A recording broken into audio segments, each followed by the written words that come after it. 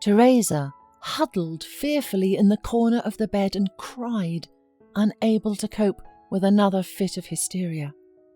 Every time Frederick looked at her like that, with his eyes glassy with anger, she knew a blow would follow, and she shook with terror and despair. "Frederick, I can't take it any more. You've locked me in the apartment like a prisoner, and you're using me as a thing," sobbed the girl.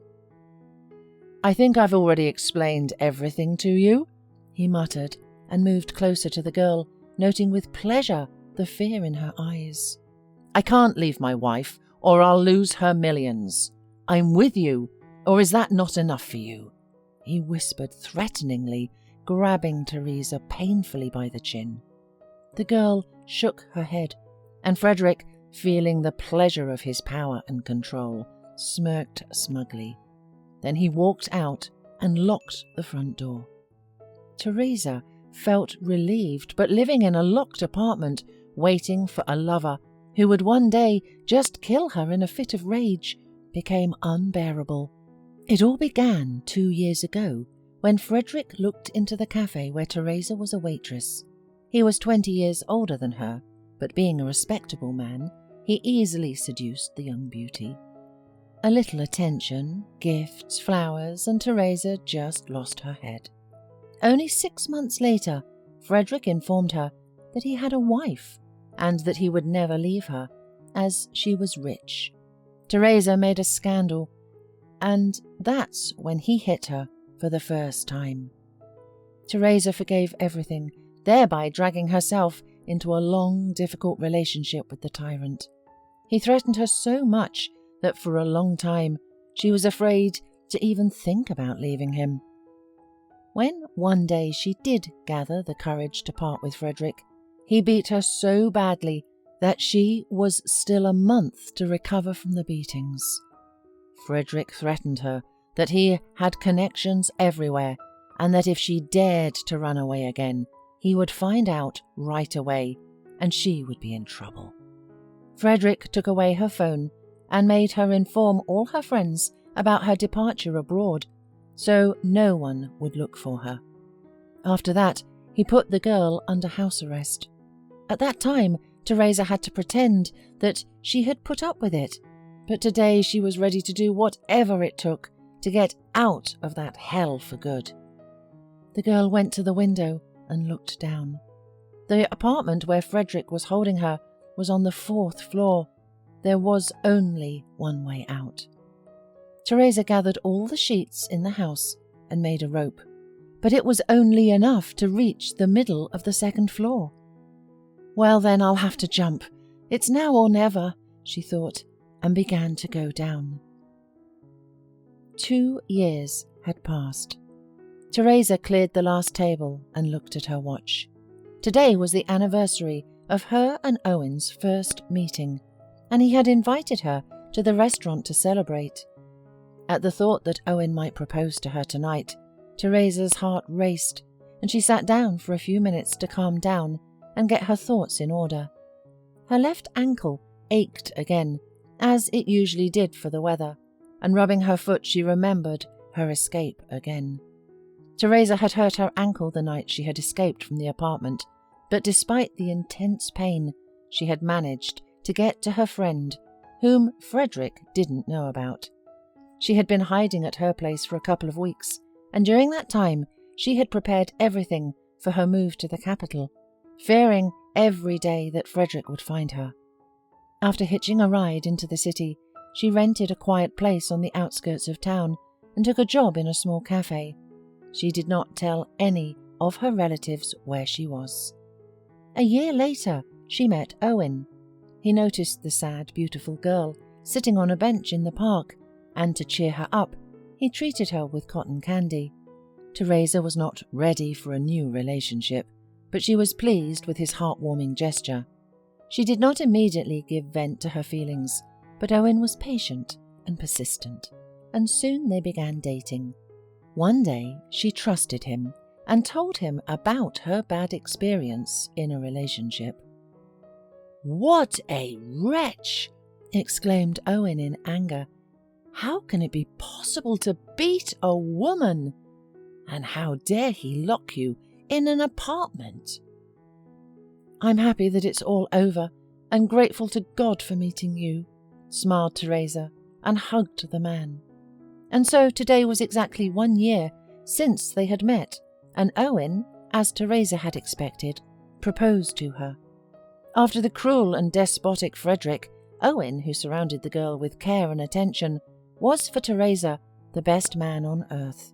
Of course she said yes, and a delighted Owen informed her that his mother, who had been waiting a long time to meet his son's sweetheart, was flying in tomorrow. Teresa, my son told me so much about you that I couldn't wait to meet you. Mrs. Morris grinned as they were sitting in a restaurant the next day. You're really not only beautiful, but you're intelligent. Teresa blushed. It's a pleasure to meet you too. I'm sorry your husband couldn't come, replied Teresa, and for a moment she thought the woman grew dark at those words. But she quickly pulled herself together. Yes, he's busy as usual, she said, and looked hopefully at her son, as if looking for his support. Owen frowned, and Teresa noticed that the subject made him uncomfortable. Mum, we're not going to adjust to him. The wedding is soon. He will be able to get acquainted with Teresa there. It is not necessary, Owen replied, and changed the subject of the conversation. When he accompanied his mother to the airport, she told him that she really liked Teresa. Mrs. Morris noticed at once that Teresa was smart, well-mannered, and sensitive. She was especially impressed by her knowledge of modern art. Owen was flattered and told her that Teresa really did come from a very nice but modest family. And he also planned to pay for Teresa's education at the art academy. This news made Mrs. Morris happy, and she wished her son good luck. Teresa was completely immersed in the wedding preparations and felt incredibly happy. Owen tried to do everything so that his bride would have the most amazing dress, an incredibly beautiful cake, and a celebration in one of the best restaurants in the city. Do we have enough money, Owen? Asked Teresa worriedly. This whole thing with the wedding costs some crazy money. It seems to me that you went into debt to do all this for me. Wouldn't it have been better to have a more modest wedding? That's why I loved you. You were never interested in my finances, he said cheerfully, and kissed the girl gently on the nose. Owen, I'm not kidding. Why such a luxury? Let's celebrate quietly. What about the cafe where I work? Teresa, I thought we agreed that you would quit your job and go into education. I did not tell you, but I grew up in a very well-off family, and my mother will not forgive me if the wedding will be modest, Owen replied and smiled. Teresa looked at Owen in surprise.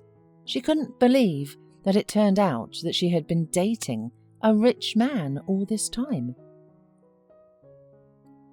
Of course, I'm not as rich as my mother, and I'm not used to counting on her money, so I recently opened my own architectural bureau and am developing it, continued Owen. But of course I will not refuse my mother's help with our wedding, he laughed.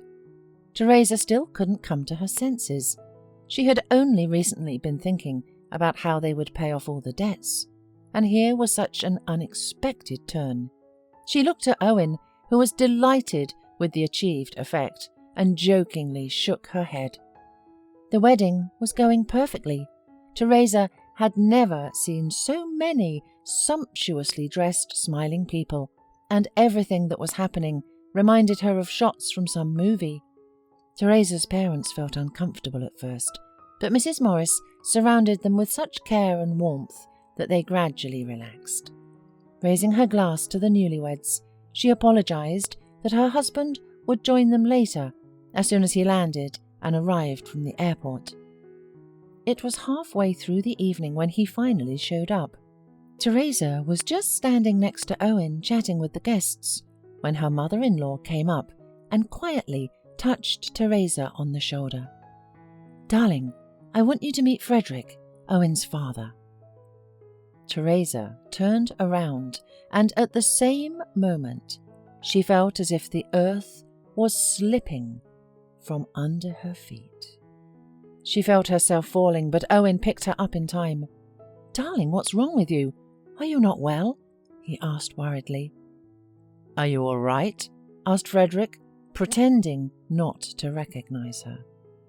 Teresa said nothing and rushed out of the restaurant. She didn't care what the guests and Owen thought. She felt only a wild terror that gripped her heart and made her run faster and faster. Not knowing what she was doing, she went down to the embankment and, throwing off her shoes, stepped straight into the icy water. She could not believe that by some terrible coincidence, her husband's father turned out to be her tyrant. Not understanding why fate was punishing her, Teresa covered her face with her hands and sobbed. Owen saw Teresa just as she was stepping into the river. Getting afraid that she would do something irreparable, he ran even faster and then threw himself into the water. The girl didn't seem to understand what was going on around her and just stood there, all in tears. "Honey, what happened?" asked Owen in a hoarse voice and put his arm around Teresa's shaking shoulders. "Whatever happened, my love? I need to know. What's causing you such pain?" "It's him," the girl said simply, her lips turning blue with cold. "Your father is the man who was abusing me and from whom I escaped." The girl finally looked into her husband's eyes, and Owen saw in them the same pain and longing that had so struck him the day they had met in the park. His eyes darkened with hatred and anger, and his fists clenched so tightly that his knuckles turned white. "I'll kill him," he whispered, turning toward the restaurant. "I swear I'll kill him." He moved toward the restaurant, but Teresa stopped him. She knew that the only option for her was to go away for good. "Please, understand, I can never live with the knowledge that my husband's father is my abuser," the girl whispered bitterly. "Darling, he's not my father. He's my stepfather. I always knew he was with my mum only for the money, and I have never loved him. He responded to me in the same way. I tried to explain to my mother that Frederick wasn't worthy of her, but she was resilient, and even though she knew about his cheating, she always forgave. But she will never forgive cruelty. When she finds out how he abused you, she will throw him out of the house. I'm confident." He hugged Teresa tightly and persuaded her to go back to the guests and have a good time. After all, it was their wedding day, and Owen was not going to let this wretch ruin everything. And tomorrow they would deal with Frederick in the narrow family circle. The rest of the wedding went fine, especially since Frederick tried not to show his face to the newlyweds. The next day, Mrs. Morris, after learning what her husband had done to Teresa, gave her husband a grand scandal. "I've put up with your cheating for a long time, but you've crossed every line of reasonableness. Get out of here and never let me see you again. And remember, you have nothing. All your connections are my friends. From now on, you won't be welcome in any decent house, so the farther away you are, the better for you. And if you ever try to touch Teresa or Owen, you will be sorry." Frederick left the house with one suitcase. After a while, Teresa discovered that she was expecting twins. Everyone began to prepare for the addition to the family, and Mrs. Morris and Teresa's parents were constantly arguing over family dinners about what names they would give their grandchildren. "As if we are going to ask them," Owen smiled. "We'll choose our children's names ourselves," he whispered, and kissed the rounded belly of his beloved wife.